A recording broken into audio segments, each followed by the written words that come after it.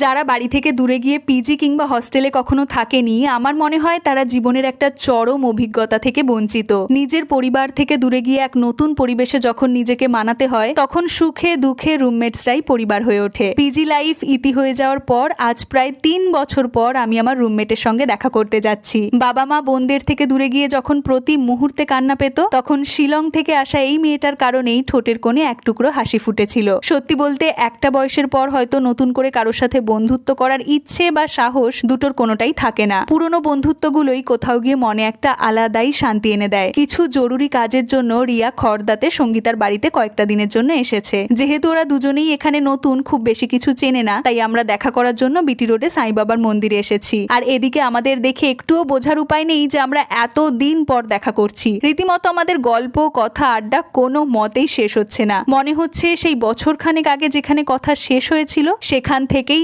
আবার কথা শুরু হলো। আমি আগেও একবার সাই বাবার মন্দিরে এসেছি, তবে আরতি দেখার সুযোগ হয়নি। সেই ইচ্ছেটাও আজ পূরণ হয়ে গেল। বেশ অনেকটা সময় গল্পগাছা করার পর ওদের দুজনকে সঙ্গে নিয়ে আমার অত্যন্ত পছন্দের ভগবতীর মালাই চা খেতে এসেছি। রেস্টুরেন্ট ক্যাফে এগুলো তো ঠিক আছে, তবে আমার কাছে মাটির ভাড়ে এই চা আড্ডার কিন্তু একটা আলাদাই গুরুত্ব আছে। জানি না আবার কবে দেখা হবে, তবে এই বিকেলটা হয়তো স্মৃতির পাতায় আজীবন রয়ে যাবে। চলো আমরা চা খাই। দেখা হচ্ছে তোমাদের সঙ্গে পরের ভ্লগে। বাই।